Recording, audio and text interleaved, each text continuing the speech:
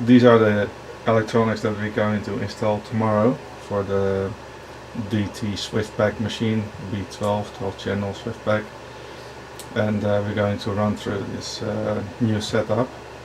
So we got the control board here with the PLC. I got 4 light bulbs to represent the vibrators.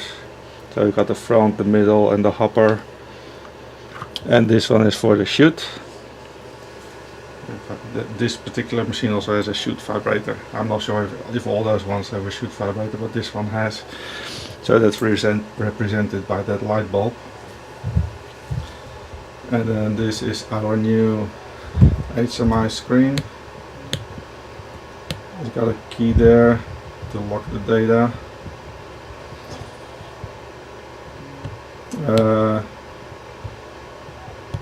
If we leave the key on like it is now, we have access to the recipes.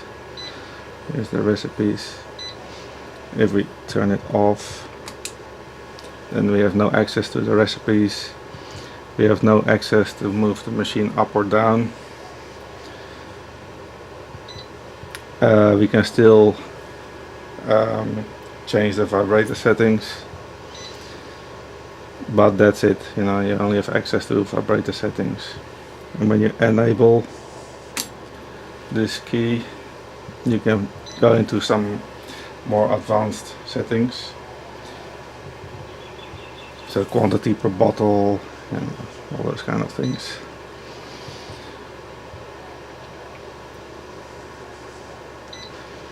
And you have access to move the machine up or down. So we just leave it on for the moment. Then we got the electronics for the counting head.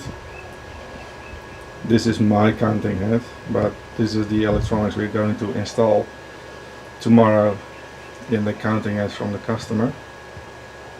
So this will be in that counting head. And we got another controller here that simulates the product so that we can test the whole thing. So if we close up this counting head, then we can turn it on.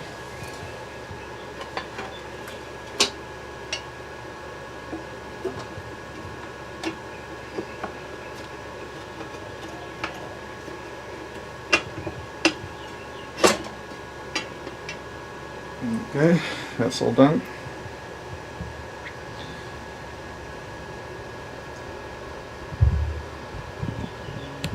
Now we reset this one. Index a bottle. And we turn it on. So now the machine runs. As you can see, the light bulbs. So the hopper is pulsing. And the front and the middle are just on, and the chute vibrator is also on in this case. It will turn off after a timeout like this one because it hasn't seen any bottles. So at the moment I set that to 15 seconds. So if no new bottles have been indexed in 15 seconds, then you know the chute vibrator will turn off. Okay, let's start our product simulator. So, oh, I forgot one thing. I forgot to download the proper recipe. So we'll do that again. Because now it's overcounting. Because I set the speed so that it can do 300 counts per bottle. So it asks us to reject this bottle because the count is too many. You know, it's 258 and it was set to 100. So we reject this bottle, and then we got a bottle of 1194. We reject that one as well. We reset the pack counter. We load the proper recipe, which is this one, trial 1. Load. Okay. Okay, then we do it again. Start the simulator and we start the machine. So here we go.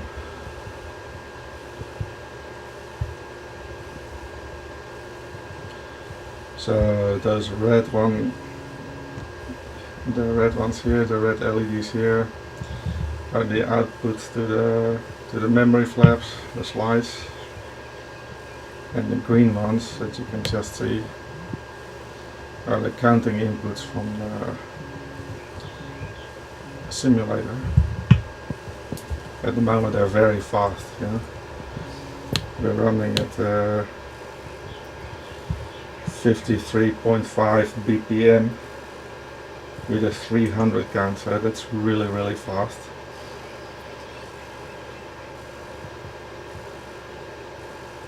But anyway, we need to test it for speed, so at the moment that's fine.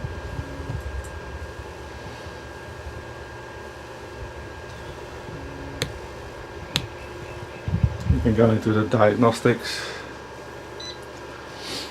Here we can see the counting inputs flashing and the slides for the memory flaps outputs are flashing. There's one here for the bottle index, so every time the bottle is indexed, this one will turn green. And we got some other inputs and outputs here for synchronization, like the ready output here going to the call input here. There's also a wave probe in this machine. So at the moment it's on 695. We can reset that, you know, to the proper 0 level tomorrow.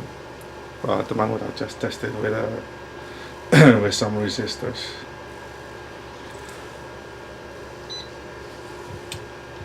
You got slide sequence 1, slide sequence 2 and a gate. Those are for testing. So if we turn off our simulator and we turn off the machine, then we gain access to these two tests. Slide sequence 1, we can turn it on, and then we do a test, and then we can see here on the board that this is sequencing all the slides.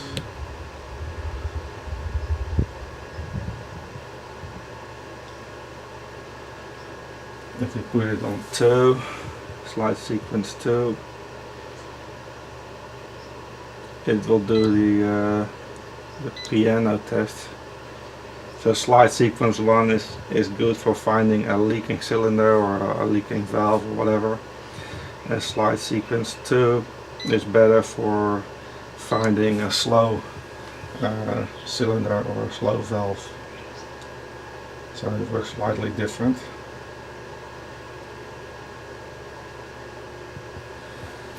And then we can test the gate, which is this green LED over there. Test the gate. So now we're just turning on and off the gate. Yeah, it's a bit out of focus. So this is where my probe is going to be, the wave probe. We can see that it works. If we check the ADC level here.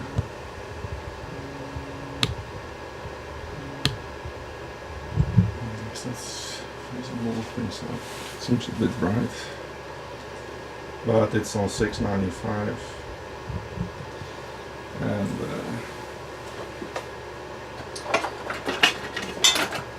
if we take this,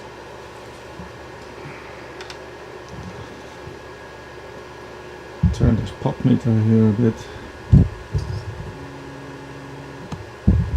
If we turn this pop meter here a bit for adjustment, then we can see that one will also be changing.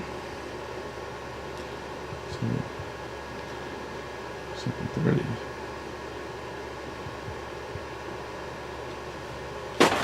So if we would go to the settings,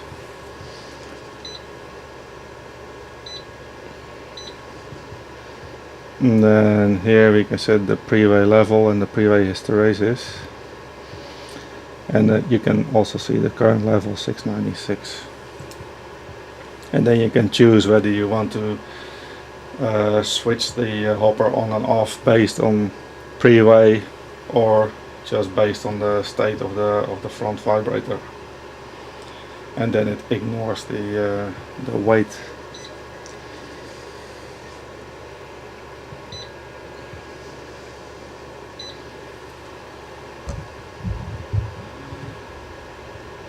So I guess that's about it.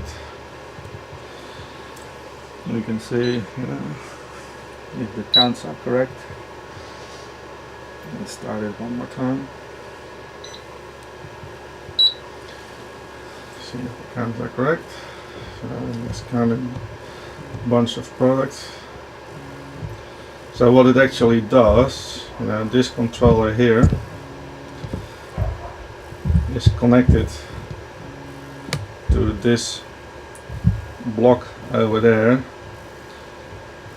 so that one modulates the light as if a product dropped into the channel, and it has some random components to that, so it really is like a real product run, but then simulated.